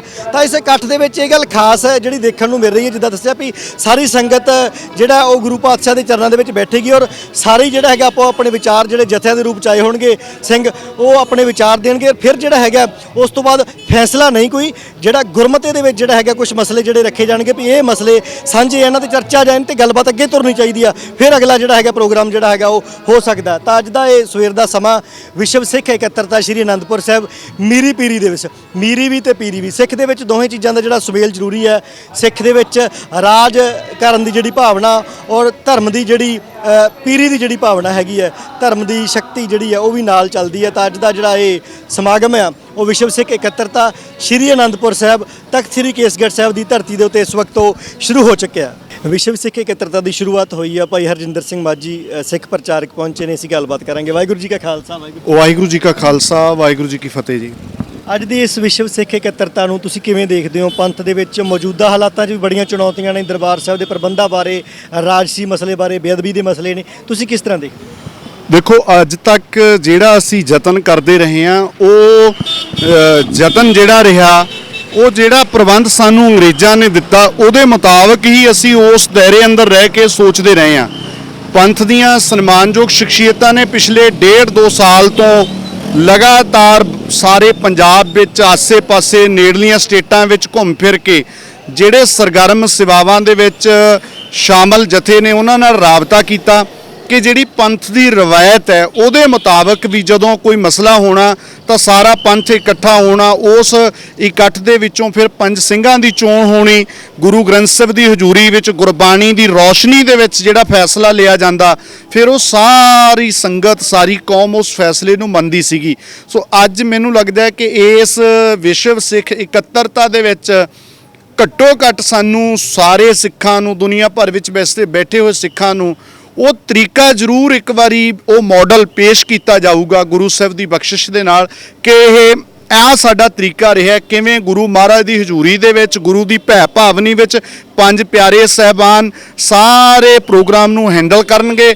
ਔਰ ਫਿਰ ਜੋ ਵੀ ਫੈਸਲੇ ਨੇ, ਭਾਵੇਂ ਕੌਮ ਨੂੰ ਅੰਦਰੂਨੀ ਸਮੱਸਿਆਵਾਂ ਨੇ, ਬਾਹਰੀ ਨੇ, ਉਹ ਫੈਸਲੇ ਕਿਵੇਂ ਲੈਣੇ ਚਾਹੀਦੇ ਆ ਸਾਨੂੰ, ਉਹ ਸਾਰਾ ਜਿਹੜਾ ਤਰੀਕਾ ਹੈ ਉਹ ਦੱਸਿਆ ਜਾਊਗਾ। ਇਹ ਬਹੁਤ ਜ਼ਰੂਰੀ ਸੀਗਾ ਕਿਉਂਕਿ ਸਾਡੇ ਆਪਣਾ ਸਿਸਟਮ ਰਿਹਾ ਪੰਥ ਦਾ ਹਮੇਸ਼ਾ ਹੀ। ਅਕਾਲੀ ਬਾਬਾ ਫੂਲਾ ਸਿੰਘ ਜੀ ਦੇ ਵੇਲੇ ਤੁਸੀਂ ਵੇਖੋ ਕਿ ਗੁਰਮਤਿ ਦੀ ਏਡੀ ਵੱਡੀ ਮਹਾਨਤਾ ਸੀ ਕਿ ਜਦੋਂ ਅੱਜ ਤੋਂ ਕਰੀਬ 200 ਸਾਲ ਪਹਿਲਾਂ ਸਨ 1823 ਦੇ ਵਿੱਚ ਜਦੋਂ ਸਤਿਗੁਰੂ ਸ੍ਰੀ ਗੁਰੂ ਗ੍ਰੰਥ ਸਾਹਿਬ ਦੀ ਹਜ਼ੂਰੀ ਦੇ ਵਿੱਚ ਦੀਵਾਨ ਸਜਿਆ, ਸਜੇ ਹੋਏ ਦੀਵਾਨ ਦੇ ਵਿੱਚ ਉੱਥੇ ਮਤਲਬ ਸਜੇ ਹੋਏ ਦੀਵਾਨ ਦੇ ਵਿੱਚ ਆਸਾ ਕੀ ਬਾਰ ਦੇ ਕੀਰਤਨ ਹੁੰਦੇ ਨੇ, ਫਿਰ ਸਾਰੇ ਸਿੱਖ ਜਥਿਆਂ ਦੇ ਜਿਹੜੇ ਜਥੇਦਾਰ ਨੇ ਉਹ ਉੱਥੇ ਬੈਠ ਕੇ ਇੱਕ ਗੁਰਮਤਾ ਕਰ ਲੈਂਦੇ ਨੇ, ਉਹ ਗੁਰਮਤਾ ਫਾਈਨਲ ਹੋ ਜਾਂਦਾ ਹੈ। ਉਸ ਤੋਂ ਬਾਅਦ ਗੁਰਮਤਾ ਇਸ ਗੱਲ ਦਾ ਸੀਗਾ ਕਿ ਆਪਾਂ ਲੜਾਈ ਹੁਣੇ ਲੜਨੀ ਹੈ। ਤਾਂ ਉਸ ਤੋਂ ਬਾਅਦ ਜਦੋਂ ਜਥੇ ਤੋਰੇ ਜਾਂਦੇ ਨੇ ਤਾਂ ਕੀ ਹੁੰਦਾ ਹੈ ਕਿ ਮਹਾਰਾਜਾ ਰਣਜੀਤ ਸਿੰਘ ਨੂੰ ਇੱਕ ਸੁਨੇਹਾ ਮਿਲਦਾ ਹੈ ਕਿ ਜਿਹੜਾ ਆਪਣਾ ਵਿਰੋਧੀ ਉਹ ਬਿਲਕੁਲ ਨੇੜੇ ਆ ਗਿਆ। ਤਾਂ ਮਹਾਰਾਜਾ ਸਾਹਿਬ ਸੋਚਣ ਲੱਗਦੇ ਨੇ ਕਿ ਆਪਾਂ ਨੂੰ ਅਜੇ ਜੰਗ ਰੋਕ ਲੈਣੀ ਚਾਹੀਦੀ ਹੈ ਕਿਉਂਕਿ ਉਹਦੇ ਕੋਲ 10,000 ਪਠਾਨ ਤੇ 40 ਵੱਡੀਆਂ ਤੋਪਾਂ ਨੇ, ਆਪਣੇ ਕੋਲ ਅਜੇ ਹੈ ਨਹੀਂ ਕੁਝ, ਜਰਨਲ ਵੈਂਤੂਰਾ ਰਾਤ ਤੱਕ ਆਊਗਾ। ਸੋ ਇਸ ਕਰਕੇ ਫੇਰ ਕੀ ਸੀਗਾ ਕਿ ਅਕਾਲੀ ਬਾਬਾ ਫੂਲਾ ਸਿੰਘ ਜਿਹੜੇ ਗੁਰੂ ਗ੍ਰੰਥ ਗੁਰੂ ਪੰਥ ਨੂੰ ਸਮਰਪਿਤ ਸੀ, ਉਹਨਾਂ ਨੇ ਫਿਰ ਨਾਲ ਦੀ ਨਾਲ ਕਿਹਾ ਕਿ ਇਹ ਇਸ ਤਰ੍ਹਾਂ ਨਹੀਂ ਹੁੰਦਾ। ਗੁਰੂ ਦੀ ਹਜ਼ੂਰੀ ਦੇ ਵਿੱਚ ਜੋ ਅਰਦਾਸ ਹੋ ਚੁੱਕੀ ਹੈ, ਗੁਰਮਤਾ ਹੋ ਸਕਿਆ, ਉਹ ਤੋਂ ਭੱਜਿਆ ਨਹੀਂ ਜਾ ਸਕਦਾ। ਤੁਸੀਂ ਵੇਖੋ ਕਿ ਉਸ ਵਕਤ 1500 ਅਕਾਲੀ ਸਿੰਘ, ਉਹ ਅੱਜ ਵਾਲੇ ਸੋ ਕਾਲਡ ਅਕਾਲੀ ਨਹੀਂ ਸੀਗੇ, ਜਿਹੜੇ ਅਕਾਲ ਪੁਰਖ ਦੇ ਉਪਾਸ਼ਕ ਸੀਗੇ, ਉਹ 1500 ਅਕਾਲੀ ਸਿੰਘਾਂ ਦਾ ਜਥਾ ਜਿਹੜਾ ਸੀਗਾ ਉਹ ਜਾਂਦਾ ਉੱਥੇ ਤੇ ਸ਼ਹਾਦਤਾਂ ਦੇ ਜਾਮ ਤੱਕ ਪੀਂਦੇ ਨੇ, ਪਰ ਉਹ ਗੁਰਮਤੇ ਤੋਂ ਪਿੱਛੇ ਨਹੀਂ ਹਟਦੇ। ਉਹਨਾਂ ਦੀ ਸ਼ਹਾਦਤ ਹੁੰਦੀ ਹੈ ਅਕਾਲੀ ਬਾਬਾ ਫੂਲਾ ਸਿੰਘ ਜੀ ਦੀ ਵੀ। ਸੋ ਇਸ ਕਰਕੇ ਵੀ ਇੰਨੇ ਸਮਰਪਿਤ ਬੰਦੇ, ਮੈਂ ਤੁਹਾਡੇ ਮਾਧਿਅਮ ਰਾਹੀਂ ਜ਼ਰੂਰ ਦੱਸਣਾ ਚਾਹੁੰਦਾ ਸਾਰੀ ਸੰਗਤ ਨੂੰ ਕਿ ਜਿਹੜਾ ਬਾਬਾ ਅਤਰ ਸਿੰਘ ਜੀ ਮਸਤੂਆਣਾ ਸਾਹਿਬ ਵਾਲਿਆਂ ਨੇ ਆਪਣੇ ਬਚਨਾਂ ਵਿੱਚ ਗੱਲ ਕੀਤੀ ਆ ਕਿ ਨਿਸ਼ਕਾਮ 500 ਸਿੰਘਾਂ ਦਾ ਇੱਕ ਜਥਾ ਹੋਵੇ ਜਿਹੜਾ ਗੁਰੂ ਕੇ ਲੰਗਰ ਚੋਂ ਪ੍ਰਸ਼ਾਦਾ ਛਕੇ ਤੇ ਉਹਨਾਂ ਦਾ ਜਿਹੜਾ ਕੱਪੜੇ ਹੈ ਜਾਂ ਹੋਰ ਲੋੜੀਂਦੀਆਂ ਚੀਜ਼ਾਂ ਦੀ ਪੂਰਤੀ ਜਿਹੜੀ ਹੈ ਉਹ ਗੁਰੂ ਘਰ ਦੇ ਵਿੱਚੋਂ ਹੋਵੇ ਤੇ ਉਹ ਜਿਹੜਾ ਅਕਾਲ ਤਖਤ ਸਾਹਿਬ ਦਾ ਪ੍ਰਬੰਧ ਸੰਭਾਲੇ ਤੇ ਇੱਕ ਉਹ 500 ਜਥੇ ਦਾ ਜਿਹੜਾ ਇੱਕ ਜਥੇਦਾਰ ਹੋਵੇ। ਮਤਲਬ ਜਿਹੜਾ ਸਾਡਾ ਅਕਾਲ ਤਖਤ ਸਾਹਿਬ ਗੁਰੂ ਨੇ ਬਖਸ਼ਿਆ ਇਹ ਦੁਨਿਆਵੀ ਸਾਰੇ ਤਖਤਾਂ ਤੋਂ ਉੱਚਾ ਹੈ ਤੇ ਉਸ ਅਕਾਲ ਤਖਤ ਸਾਹਿਬ ਦੇ ਜਥੇਦਾਰ ਜਿਹਨੂੰ ਨਿਯੁਕਤ ਕਰਨਾ ਹੈ ਉਹ ਪੂਰੇ ਪੰਥ ਦੀ ਉਹਦੇ ਵਿੱਚ ਸ਼ਮੂਲੀਅਤ ਹੋਵੇ, ਉਹ ਗੁਰੂ ਪੰਥ ਸਮਰਪਿਤ ਬੰਦੇ ਹੋਣੇ ਚਾਹੀਦੇ ਆ, ਕਿਸੇ ਵਿਅਕਤੀ ਵਿਸ਼ੇਸ਼ ਵੱਲੋਂ ਨਹੀਂ ਹੋਣੇ ਚਾਹੀਦੇ। ਬਿਲਕੁਲ। ਤਾਂ ਬੜੇ ਵਿਸਥਾਰ ਨਾਲ ਮਾਝੀ ਸਾਹਿਬ ਨੇ ਸਾਨੂੰ ਦੱਸਿਆ ਹੈਗਾ ਵੀ ਆਖਰ ਇਹ ਕਾਨਫਰੰਸ ਦੀ ਕਿੰਨੀ ਮਹੱਤਤਾ, ਗੁਰਮਤੇ ਦਾ ਕੀ ਜਿਹੜਾ ਕੀ ਭਾਵ ਆ। ਤਾਂ ਜਿੱਦਾਂ ਹੁਣ ਅਸੀਂ ਮੌਜੂਦਾ ਕਿਉਂਕਿ ਸਾਡੀ ਨੌਜਵਾਨ ਪੀੜ੍ਹੀ ਖਾਸ ਕਰ ਜਿਹੜੀ ਸੋਸ਼ਲ ਮੀਡੀਆ ਤੇ ਐਕਟਿਵ ਹੈ, ਕਿਉਂਕਿ ਹੁਣ ਪੰਜਾਬ ਦੇ ਵੋਟ ਪਰਸੈਂਟੇਜ ਦੀ ਗੱਲ ਕਰ ਲਈਏ, ਜੇ ਆਪਾਂ ਵਿਸ਼ਵ ਦੇ ਵਿੱਚ ਗੱਲ ਕਰ ਲਈਏ, ਤੇ ਨੌਜਵਾਨੀ ਦੇ ਵਿੱਚ ਕਾਫੀ ਜਿਹੜੀ ਹੈਗੀ ਆ ਉਹ ਇਸ ਵਕਤ ਜਿਹੜੀ ਹੈ ਉਹ ਪਹੁੰਚ ਹੈਗੀ ਆ। ਤਾਂ ਪਿਛਲੇ ਦਿਨੀ ਭਾਈ ਹਰਪ੍ਰੀਤ ਸਿੰਘ ਦੀ ਜਿਹੜੀ ਤਬਦੀਲੀ ਹੁੰਦੀ ਹੈ, ਜਾਂ ਉਨ ਤੋਂ ਪਹਿਲਾਂ ਪ੍ਰਧਾਨ ਦੀ ਚੋਣ ਹੁੰਦੀ ਹੈ, ਜਾਂ ਬੇਅਦਬੀ ਮਾਮਲਿਆਂ ਦੇ ਉੱਤੇ ਜਦੋਂ ਫੈਸਲੇ ਹੁੰਦੇ ਨੇ, ਤਾਂ ਸਿੱਖ ਨਿਰਾਸ਼ ਜਾਪਦੇ ਨੇ। ਤਕਰੀਬਨ ਸਿੱਖਾਂ ਦਾ ਬਾਹਲਾ ਵੱਡਾ ਹਿੱਸਾ ਜਿਹੜਾ ਨਿਰਾਸ਼ ਜਾਪਦਾ, ਕੇਵਲ ਜਿਹੜੀ ਸਿਆਸੀ ਪਾਰਟੀ ਅਕਾਲੀ ਦਲ ਬਾਦਲ ਜਿਹੜੀ ਹੈਗੇ ਜਾਂ ਦੂਜੀਆਂ ਤੀਜੀਆਂ ਉਹਨਾਂ ਨੂੰ ਛੱਡ ਕੇ। ਤਾਂ ਕੀ ਜਿਹੜੀ ਅੱਜ ਸ਼ੁਰੂਆਤ ਹੋ ਰਹੀ ਹੈ, ਜਦੋਂ ਸਿੱਖ ਨਿਰਾਸ਼ ਨੇ ਵੀ ਸਰਕਾਰ ਚੁਣਦੀ ਹੈ ਜਾਂ ਵੋਟਾਂ ਨਾਲ ਹੀ ਜਥੇਦਾਰ ਚੁਣੇ ਜਾਂਦੇ ਨੇ, ਫਿਰ ਉਹਨਾਂ ਤੋਂ ਆਪਣੀ ਮਨਮਰਜ਼ੀ ਦੇ ਕੰਮ ਕਰਾਏ ਜਾਂਦੇ ਨੇ, ਇਹ ਉਦੋਂ ਨੂੰ ਕਹ ਲਈਏ ਵੀ ਪਹਿਲੀ ਪੈੜ ਪੁੱਟੀ ਗਈ ਹੈ ਵੀ ਆਖਰ ਜਥੇਦਾਰ ਕਿਵੇਂ ਚੁਣੇ ਜਾਣ ਤੇ ਕੀ ਉਹ ਕੰਮ ਕਰਨ, ਇਹ ਇਧਰ ਨੂੰ ਪੈੜ ਪੁੱਟੀ ਗਈ। ਬਿਲਕੁਲ ਜੀ, ਕਿਉਂਕਿ ਅੱਜ ਅਸੀਂ ਬਾਦਲਾਂ ਤੋਂ ਨਿਰਾਸ਼ ਹਾਂ, ਪਰ ਜਿਹੜਾ ਸਿਸਟਮ ਬਣ ਰਿਹਾ, ਮੈਂ ਇਹ ਬੇਨਤੀ ਕਰਨੀ ਚਾਹੁੰਦਾ, ਇਹ ਨਾ ਹੋਵੇ ਕਿ ਬਾਦਲ ਕਰਕੇ ਬਾਦਲਾਂ ਤੋਂ ਵੀ ਮਾੜੇ ਬੰਦੇ ਉੱਥੇ ਕਾਬਜ ਹੋ ਜਾਣ। ਤਾਂ ਉਹਦਾ ਜਿਹੜਾ ਠੀਕ ਤਰੀਕਾ ਇਹੀ ਹੈ ਕਿ ਸਾਨੂੰ ਜਿਹੜਾ ਪੰਥਕ ਸਾਡੀ ਰਵਾਇਤ ਹੈ ਉਹਦੇ ਮੁਤਾਬਕ ਹੀ ਜਥੇਦਾਰ ਸਾਹਿਬ ਤੇ ਬਾਕੀ ਪ੍ਰਬੰਧਕ ਜਿਹੜੇ ਉਸ ਤਰੀਕੇ ਨਾਲ ਚੁਣੇ ਜਾਣ। ਕਿਉਂਕਿ ਨਹੀਂ ਤਾਂ ਅੱਜ ਮੰਨ ਲਓ ਬਾਦਲ ਨੇ, ਕੱਲ ਨੂੰ ਕੋਈ ਹੋਰ ਆ ਗਿਆ, ਉਹਨਾਂ ਬੰਦਿਆਂ ਦੇ ਵਿੱਚ ਵੀ ਉਹੀ ਲਾਲਸਾਵਾਂ, ਉਹੀ ਸਵਾਰਥ ਜਿਹੜਾ ਭਾਰੂ ਹੋ ਸਕਦਾ ਹੈ, ਕਿਉਂਕਿ ਆਖਰ ਮਨੁੱਖ ਨੇ। ਸੋ ਪੰਥ ਦਾ ਜਿਹੜਾ ਇਹ ਸਾਰੇ ਸਿਸਟਮ ਦੇ ਵਿੱਚ ਕੁੰਡਾ ਰਹਿਣਾ ਚਾਹੀਦਾ ਹੈ। ਮੈਨੂੰ ਲੱਗਦਾ ਹੈ ਕਿ ਇਹ ਪੂਰੇ ਵਿਸ਼ਵ ਭਰ ਦੇ ਵਿੱਚੋਂ ਸਿੱਖਾਂ ਨੇ ਇਹਦੇ ਵਿੱਚ ਇਸ ਇਕੱਤਰਤਾ 'ਚ ਸ਼ਮੂਲੀਅਤ ਕਰਨੀ ਹੈ, ਤੇ ਇਸ ਇਕੱਤਰਤਾ ਦੀ ਇਹ ਬਹੁਤ ਵੱਡੀ ਮਾਨਤਾ ਹੈ ਕਿ ਇੱਥੋਂ ਸਾਡੇ ਨੌਜਵਾਨਾਂ ਨੂੰ ਤੇ ਸਾਡੀ ਜਿਹੜੀ ਨਵੀਂ ਪੀੜ੍ਹੀ ਹੈ, ਸਾਡੇ ਬੱਚੇ ਨੂੰ ਉਹਨਾਂ ਨੂੰ ਪਤਾ ਲੱਗਣਾ ਕਿ ਸਿੱਖਾਂ ਦੀ ਰਵਾਇਤ ਕੀ ਸੀਗੀ, ਸਿੱਖ ਕਿਸ ਤਰੀਕੇ ਨਾਲ ਆਪਣੇ ਜਥੇਦਾਰ ਦੀ ਚੋਣ ਕਰਦੇ ਸੀ, ਕਿਵੇਂ ਗੁਰੂ ਗ੍ਰੰਥ ਸਾਹਿਬ ਦੀ ਭੈ ਭਾਵਨੀ ਵਿੱਚ ਪੰਜ ਪਿਆਰਿਆਂ ਦੀ ਕਮਾਂਡ ਹੇਠ ਸਾਰਾ ਇੱਕ ਫੈਸਲਾ ਹੁੰਦਾ ਸੀ, ਫਿਰ ਉਸ ਗੁਰਮਤੇ ਦੇ ਉੱਤੇ ਫੁੱਲ ਚੜਾਉਣ ਦੇ ਲਈ ਕਿਸ ਹੱਦ ਤੱਕ ਜਾਨਾਂ ਤੱਕ ਨਿਸ਼ਾਵਰ ਕਰਦੇ ਸੀਗੇ। ਇਹ ਸਾਡਾ ਸਿਸਟਮ ਰਿਹਾ। ਅੱਜ ਤਾਂ ਜਿਹੜੇ ਜਥੇਦਾਰ ਨੇ ਉਹ ਕਹਿਣ ਨੂੰ ਜਥੇਦਾਰ ਨੇ, ਉੱਦਾਂ ਉਹ ਐਜੀਪੀਸੀ ਦੇ ਮੁਲਾਜ਼ਮ ਨੇ, ਤਨਖਾਹਦਾਰ ਨੇ, ਜਦੋਂ ਜੀ ਕਰਦਾ ਐਗਜ਼ੈਕਟਿਵ ਮੈਂਬਰ ਉਹਨਾਂ ਨੂੰ ਉੱਠ ਕੇ ਬਦਲ ਦਿੰਦੇ ਆ। ਤੇ ਮੈਂ ਮਾਫੀ ਮੰਗ ਕੇ ਸ਼ਬਦ ਵਰਤਦਾ ਕਿ ਇਸ ਤਰੀਕੇ ਨਾਲ ਤਾਂ ਚਪੜਾਸੀ ਵੀ ਨਹੀਂ ਬਦਲੇ ਜਾਂਦੇ, ਨਾ ਕੋਈ ਚੌਕੀਦਾਰ ਬਦਲਿਆ ਜਾਂਦਾ ਪਿੰਡ ਦਾ, ਜਿਵੇਂ ਅੱਜ ਸਾਡੇ ਜਥੇਦਾਰ ਬਦਲੇ ਜਾ ਰਹੇ ਆ। ਸੋ ਇਸ ਕਰਕੇ ਸਾਰੇ ਪੰਥ ਨੂੰ ਸੋਚਣਾ ਹੀ ਚਾਹੀਦਾ ਸੀਗਾ। ਪਰ ਇਹਨਾਂ ਪ੍ਰਬੰਧਕਾਂ ਦਾ ਮੈਂ ਇਸ ਗੱਲੋਂ ਸ਼ੁਕਰਗੁਜ਼ਾਰ ਹੋਊਂਗਾ ਕਿ ਇਹਨਾਂ ਨੇ ਇਹ ਨਹੀਂ ਕਿ ਇੱਕ ਪ੍ਰੋਗਰਾਮ ਮਿੱਤਾ ਤੇ ਫਟਾਫਟ ਹਫ਼ਤੇ ਬਾਅਦ ਪ੍ਰੋਗਰਾਮ ਰੱਖ ਲਿਆ। ਜਿਹੜੇ ਸੱਜਣ ਇਹ ਭਾਈ ਦਲਜੀਤ ਸਿੰਘ ਬਿੱਟੂ ਜਾਂ ਭਾਈ ਨਰੈਣ ਸਿੰਘ ਚੌੜਾ ਹੋਰ ਜ਼ਿੰਮੇਵਾਰ ਸੱਜਣ ਨੇ, ਇਹਨਾਂ ਨੇ ਘੱਟੋ ਘੱਟ 2 ਸਾਲ ਲਾਤੇ। ਇਹਨਾਂ ਨੇ ਪਹਿਲਾਂ ਪੂਰੇ ਪੰਜਾਬ ਦੇ ਵਿੱਚ ਆਸੇ-ਪਾਸੇ ਜਿੰਨੇ ਸਰਗਰਮ ਸਿੱਖ ਜਥੇ ਆ ਉਹਨਾਂ ਨਾਲ ਰਾਬਤਾ ਕੀਤਾ, ਉਹਨਾਂ ਨੂੰ ਸੁਨੇਹੇ ਦਿੱਤੇ, ਪਹਿਲਾਂ ਮਿਲ ਕੇ ਵਿਚਾਰਾਂ ਹੋਈਆਂ, ਤਾਂ ਫਿਰ ਇੱਕ ਵੱਡੀ ਇਕੱਤਰਤਾ ਜਿਹੜੀ ਇਸ ਤਰੀਕੇ ਨਾਲ ਰੱਖੀ ਗਈ ਹੈ। ਸੋ ਇਹ ਸਾਨੂੰ ਸਾਰਿਆਂ ਨੂੰ ਇਹਦੇ ਵਿੱਚ ਸ਼ਮੂਲੀਅਤ ਕਰਨੀ ਚਾਹੀਦੀ ਹੈ, ਔਰ ਗੁਰੂ ਦੀ ਭੈ ਭਾਵਨੀ ਦੇ ਵਿੱਚ ਰਹਿ ਕੇ ਸਮਰਪਿਤ ਭਾਵਨਾ ਨਾਲ ਪੰਥ ਦੀ ਚੜ੍ਹਦੀ ਕਲਾ ਬਾਰੇ ਸੋਚਣਾ ਚਾਹੀਦਾ ਜੀ। ਜਿਹੜੀ ਅਸਲੀ ਅਕਾਲੀ ਬਿਰਤੀ ਦੇ ਵਿੱਚ, ਅਸਲੀ ਅਕਾਲੀ ਚਰਿੱਤਰ ਕਰੈਕਟਰ ਦੇ ਵਿੱਚ ਗਿਰਾਵਟ ਜਾਂ ਕਹਿ ਲਓ ਵੀ ਜਿਹੜਾ ਇੱਕ ਨਿਰਾਸ਼ਾ ਆਈ ਹੈਗੀ ਆ, ਤਾਂ ਉਹ ਸਹਿ ਸੁਭਾਅ ਨਹੀਂ ਆਈ। ਸਾਨੂੰ ਪਤਾ ਵੀ ਦਿੱਲੀ ਦਰਬਾਰ ਦੀ ਜਿਹੜੀ ਹੈ ਇੱਕ ਉਹ ਨਿਸ਼ਾਨਦੇਹੀ ਕੀਤੀ ਹੋਈ ਸੀ ਵੀ ਸਿੱਖਾਂ ਦੇ ਜਿਹੜੇ ਗੁਰੂ ਪਾਤਸ਼ਾਹ ਤੋਂ ਬਾਅਦ ਅਗਵਾਈ ਕਰਨ ਵਾਲੇ ਜਥੇਦਾਰ ਨੇ, ਉਹ ਚਾਹੇ ਨਿਹੰਗ ਸੰਪਰਦਾਵਾਂ ਦੇ ਹੋਣ, ਚਾਹੇ ਹੋਰ ਸੰਪਰਦਾਵਾਂ ਦੇ ਹੋਣ, ਜਾਂ ਸ਼੍ਰੀ ਅਕਾਲ ਤਖਤ ਸਾਹਿਬ ਦੇ ਹੋਣ, ਤਾਂ ਉਹਨਾਂ ਨੂੰ ਇਸ ਤਰੀਕੇ ਨਾਲ ਜਿਹੜਾ ਕਿਸੇ ਨਾ ਕਿਸੇ ਉਲਝਣ 'ਚ ਫਸਾ ਦਿਓ ਵੀ ਉਹ ਇੱਕ ਜਿੱਦਾਂ ਤਨਖਾਹਦਾਰ ਕੰਮ ਕਰਦਾ ਕੋਈ ਅੱਗੋਂ ਉਸ ਤਰ੍ਹਾਂ ਕੰਮ ਕਰਨ। ਤਾਂ ਇਹ ਦਿੱਲੀ ਦਰਬਾਰ ਨੂੰ ਸੁਨੇਹਾ ਵੀ ਹੈਗਾ ਵੀ ਸਿੱਖ ਇਸ ਤਰੀਕੇ ਨਾਲ ਇਕੱਠੇ ਹੋ ਰਹੇ ਨੇ ਵੀ ਜਿਹੜਾ ਸਿੱਧਾ ਟਕਰਾਓ ਤਾਂ ਨਹੀਂਗਾ, ਪਰ ਘੱਟੋ ਘੱਟ ਨੀਆਂ ਜਿਹੜੀਆਂ ਨੇ ਉਹਨਾਂ ਨੂੰ ਛੇੜ ਨਹੀਂ। ਸਾਨੂੰ ਦੇਖੋ ਸਾਡਾ ਜਿਹੜਾ ਤਰੀਕਾ ਦਿੱਤਾ ਹੋਇਆ ਉਹੀ ਅਪਣਾਉਣ ਦੀ ਜਿਹੜੀ ਸ਼ੁਰੂਆਤ ਹੋ ਰਹੀ ਹੈ। ਅਕਾਲੀ ਦੀ ਜਿਵੇਂ ਤੁਸੀਂ ਗੱਲ ਕੀਤੀ, ਅੱਜ ਜਿੰਨੇ ਵੀ ਅਕਾਲੀ ਕਹਾਉਂਦੇ ਮੇਰੇ ਸਮੇਤ ਸਾਰੇ ਬੰਦਿਆਂ ਨੂੰ ਸਾਨੂੰ ਵੇਖਣਾ ਚਾਹੀਦਾ ਕਿ ਜਿਹੜਾ ਭਾਈ ਕਾਨ ਸਿੰਘ ਨਾਭਾ ਨੇ ਮਹਾਨ ਕੋਸ਼ ਵਿੱਚ ਲਿਖਿਆ, ਕਮਲ ਜਿਉਂ ਮਾਇਆ ਜਲ ਵਿੱਚ ਹੈ, ਲੇਪ ਸਦਾ ਸਭ ਦਾ ਸਨੇਹੀ ਚਾਲ ਸਭ ਤੋਂ ਨਿਰਾਲੀ ਹੈ, ਕਰਕੇ ਕਮਾਈ ਖਾਵੇ ਮੰਗਣਾ ਹਰਾਮ ਜਾਣੇ, ਭਾਣੇ ਵਿੱਚ ਵਿਪਤਾ ਨੂੰ ਮੰਨੇ ਖੁਸ਼ਹਾਲੀ ਹੈ, ਸਵਾਰਥ ਤੋਂ ਬਿਨਾ ਗੁਰਦੁਆਰਿਆਂ ਦਾ ਚੌਕੀਦਾਰ, ਧਰਮ ਦੇ ਜੰਗ ਲਈ ਚੜੇ ਮੁਖ ਲਾਲੀ ਹੈ, ਪੂਜੇ ਨਾ ਅਕਾਲ ਬਿਨਾ ਹੋਰ ਕੋਈ ਦੇਵੀ ਦੇਵਾ, ਸਿੱਖ ਦਸ਼ਮੇਸ਼ ਦਾ ਸੋ ਕਹੀਏ ਅਕਾਲੀ ਹੈ। ਇਹ ਜਿਹੜੀ ਪਰਿਭਾਸ਼ਾ ਦਿੱਤੀ ਹੈ ਭਾਈ ਕਾਨ ਸਿੰਘ ਨਾਭਾ ਨੇ, ਉਸ ਪਰਿਭਾਸ਼ਾ ਦੇ ਸਾਹਮਣੇ ਅੱਜ ਅਸੀਂ ਸਾਰੇ ਆਪਣੇ ਆਪ ਨੂੰ ਅਕਾਲੀ ਕਹਾਉਣ ਵਾਲੇ ਖੜਾ ਕੇ ਵੇਖ ਲਈਏ ਕਿ ਅੱਜ ਅਸੀਂ ਕਿੱਥੇ ਖੜੇ ਹਾਂ। ਅਕਾਲੀ ਤਾਂ ਸਿਰਫ ਇੱਕ ਅਕਾਲ ਦੇ ਹੁਕਮ ਵਿੱਚ ਚੱਲਣ ਵਾਲਾ ਹੁੰਦਾ ਹੈ, ਉਹਨੂੰ ਦੁਨਿਆਵੀ ਕਿਸੇ ਤਾਕਤ ਦੀ ਕੋਈ ਪਰਵਾਹ ਨਹੀਂ ਹੁੰਦੀ। ਤੇ ਅੱਜ ਜਿਵੇਂ ਸਾਡੇ ਰਾਜਨੀਤਿਕ ਬੰਦਿਆਂ ਦੀ ਪਰਵਾਹ ਕੀਤੀ ਜਾਂਦੀ ਹੈ ਸਾਡੇ ਅਕਾਲੀਆਂ ਵੱਲੋਂ, ਤੇ ਇਹ ਤਾਂ ਸੋ ਕਾਲਡ ਅਕਾਲੀ ਨੇ, ਇਹਨਾਂ ਨੇ ਅਕਾਲੀ ਸ਼ਬਦ ਬਦਨਾਮ ਕੀਤਾ। ਜਿਵੇਂ ਮਸੰਦ ਸ਼ਬਦ ਬਹੁਤ ਪਿਆਰਾ ਸ਼ਬਦ ਸੀਗਾ, ਪਰ ਉਹਨਾਂ ਦੀਆਂ ਹਰਕਤਾਂ ਨੇ ਮਸੰਦ ਲਫ਼ਜ਼ ਬਦਨਾਮ ਕਰਤਾ। ਇਹ ਮੈਂ ਸਮਝਦਾ ਕਿ ਜਿਹੜਾ ਸਾਡੇ ਸਿੱਖ ਸੱਭਿਆਚਾਰ ਦਾ ਬੜਾ ਪਵਿੱਤਰ ਸ਼ਬਦ ਹੈ ਅਕਾਲੀ, ਉਹਨੂੰ ਵੀ ਇਹ ਬਚਾਉਣ ਦੀ ਬੜੀ ਗੱਲ ਹੈ। ਤੇ ਅਕਾਲੀ ਕਰੈਕਟਰ ਕੀ ਹੁੰਦਾ ਉਹ ਇੱਕ ਵਾਰੀ ਫਿਰ ਸੰਗਤ ਦੇ ਸਾਹਮਣੇ ਜਿਹੜਾ ਧਿਆਨ ਚ ਆਊਗਾ ਜੀ। ਮੇਰਾ ਆਖਰੀ ਆ, ਮਤਲਬ ਰਾਜਸੀ ਸੱਤਾ ਤੇ ਕਾਬਜ ਅਕਾਲੀਆਂ ਨੇ ਚਾਲੇ ਜਾਂ ਨੀਲੀਆਂ ਪੱਗਾਂ ਵਾਲੇ ਹੋਣ ਜਾਂ ਦੂਜੇ ਹੋਣ, ਜਿੱਦਾਂ ਹੁਣ ਭਗਵੰਤ ਮਾਨ ਕਹਿ ਰਿਹਾ ਵੀ ਦਾੜੀ ਤਾਂ ਮੇਰੇ ਹੈ ਨਹੀਂ, ਪਰ ਮੈਂ ਜਿਹੋ ਜਿਹਾ ਹੈਗਾ ਅਸਲੀ ਆ। ਮੈਂ ਮਤਲਬ ਭੁਲੇਖਾ ਪਾਇਆ ਜਾ ਰਿਹਾ ਵੀ ਮੈਂ ਹੁਣ ਅਸਲੀ ਪੰਜਾਬ ਦਾ ਵਾਰਸ ਹਾਂ। ਔਰ ਕੋਈ ਭੋਲੇ ਲੋਕ ਜਿਨ੍ਹਾਂ ਨੇ ਬੜੇ ਚਾਅ ਨਾਲ 92 ਸੀਟਾਂ ਜਿਤਾਈਆਂ ਉਹਨਾਂ ਨੂੰ ਲੱਗਣ ਵੀ ਲੱਗ ਪਿਆ। ਤਾਂ ਇਹ ਚੁਣੌਤੀ ਵੀ ਹੈਗੀ ਆ ਇਹਨਾਂ ਲੀਡਰਾਂ ਵਾਸਤੇ ਵੀ ਅਸਲੀ ਅਕਾਲੀ ਦੀ ਪਹਿਚਾਣ, ਕਿਉਂਕਿ ਉਹ ਅਕਾਲੀ ਇੱਥੇ ਕਾਬਜ ਨੇ ਜਿਨ੍ਹਾਂ ਨੇ ਕਈ ਪੁਸ਼ਤਾਂ ਜਿੰਨਾ ਪੈਸਾ ਛਲ ਕਪਟ ਕਰਕੇ ਜਮ੍ਹਾਂ ਕਰ ਲਿਆ ਹੈਗਾ। ਬਿਲਕੁਲ ਚੁਣੌਤੀਆਂ ਹੈਗੀਆਂ ਸਾਡੇ ਕੋਲੇ ਤਾਂ ਜੀ, ਸਿਰਫ ਗੁਰੂ ਦੀ ਬਾਣੀ ਤੇ ਦੂਜਾ ਸਾਡੇ ਕੋਲ ਹੈ ਗੁਰੂ ਦੀ ਸੰਗਤ। ਉਹ ਤੋਂ ਬਿਨਾ ਹੋਰ ਕਾਸੇ ਦਾ ਓਟ ਆਸਰਾ ਨਹੀਂ। ਜੇ ਤੁਸੀਂ ਦੁਨਿਆਵੀ ਤੌਰ ਤੇ ਵੇਖੋ ਤਾਂ ਉਹ ਜਿਹੜੇ ਗਦਾਰ ਲੋਕ ਨੇ ਉਹਨਾਂ ਕੋਲੇ ਪਾਵਰ ਬਹੁਤ ਹੈ, ਪੈਸਾ ਬਹੁਤ ਹੈ, ਦੁਨਿਆਵੀ ਸਾਰਾ ਸਿਸਟਮ ਉਹਨਾਂ ਦਾ ਹੈਗਾ। ਪਰ ਸਾਡੇ ਕੋਲੇ ਸਭ ਤੋਂ ਵੱਡੀ ਗੱਲ ਗੁਰੂ ਹੈ ਤੇ ਗੁਰੂ ਦੀ ਸੰਗਤ ਹੈ। ਗੁਰੂ ਦੀ ਸੰਗਤ ਦੇ ਓਟ ਆਸਰੇ, ਗੁਰੂ ਦੇ ਓਟ ਆਸਰੇ ਲੜਾਈ ਲੜੀ ਜਾਊਗੀ।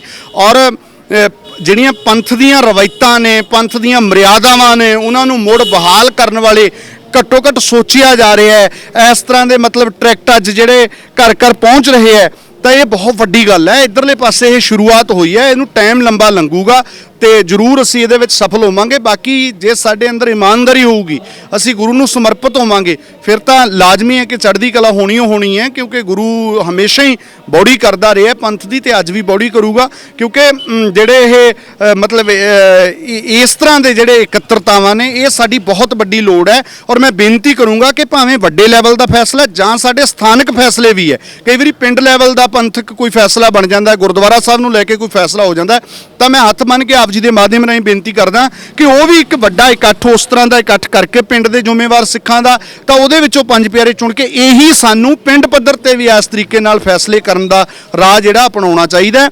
ਤੇ ਜੀ ਤਾਂ ਮਤਲਬ ਪੰਜਾਬ ਵਿੱਚ ਕੁਝ ਐਸੇ ਸਿੱਖਾਂ ਦੇ ਰਾਜਸੀ ਆਗੂ ਬਣੇ ਆ ਜਿਨ੍ਹਾਂ ਕੋਲੇ ਇਸ ਤਰ੍ਹਾਂ ਦਾ ਹਿਸਾਬ ਆ ਵੀ ਜਿੰਨੀ ਭਾਈ ਦਲਜੀਤ ਸਿੰਘ ਬਿੱਟੂ ਜਾਂ ਨਰੈਣ ਸਿੰਘ ਚੋੜਾ ਜਾਂ ਅਕਾਲਗੜ੍ਹ ਲਾਲ ਸਿੰਘ ਜੀ ਜਿੰਨੀ ਉਹਨਾਂ ਨੇ ਜੇਲ੍ਹ ਕੱਟੀ, ਉਹਨਾਂ ਨੇ ਸ਼ਰਾਬ ਦੇ ਠੇਕੇ ਆ। ਤਾਂ ਲੋਕਾਂ ਵਾਸਤੇ ਵੀ ਇਹ ਖਾਸ ਘੜੀ ਆ ਵੀ ਅਸਲ ਹੁਣ ਪਛਾਣ ਹੋਵੇ ਵੀ ਅਸਲੀ ਅਕਾਲੀ ਕੌਣ ਆ। ਬਿਲਕੁਲ ਜੀ, ਮੈਂ ਦੇਖੋ ਮੈਂ ਪਰਸਨਲ ਭਾਈ ਦਲਜੀਤ ਸਿੰਘ ਬਿੱਟੂ ਜਾਂ ਭਾਈ ਨਰੈਣ ਸਿੰਘ ਚੌੜਾ ਜਾਂ ਭਾਈ ਲਾਲ ਸਿੰਘ ਅਕਾਲਗੜ੍ਹ ਉਹਨਾਂ ਦੀ ਕੁਰਬਾਨੀ ਅੱਗੇ ਸਜਦਾ ਕਰਦਾ ਹੋਇਆ ਵੀ ਮੈਂ ਪਰਸਨਲ ਉਹਨਾਂ ਦੇ ਹੱਕ ਜਾਂ ਵਿਰੋਧ ਦੀ ਗੱਲ ਨਹੀਂ ਕਰ ਰਿਹਾ। ਮੈਂ ਕਹਿ ਰਿਹਾ ਕਿ ਜਿਹੜਾ ਆਈਡੀਆ ਜਿਹੜਾ ਦਿੱਤਾ ਜਾ ਰਿਹਾ, ਉਹ ਆਈਡੀਆ ਇੰਨਾ ਮਤਲਬ ਪਾਕ ਸਾਫ਼ ਹੈ। ਉਹ ਆਈਡੀਆ ਪੰਥ ਦਾ ਆਈਡੀਆ, ਨਾ ਭਾਈ ਦਲਜੀਤ ਸਿੰਘ ਬਿੱਟੂ ਦਾ ਆਈਡੀਆ, ਨਾ ਭਾਈ ਨਰੈਣ ਸਿੰਘ ਚੌੜੇ ਦਾ ਆਈਡੀਆ।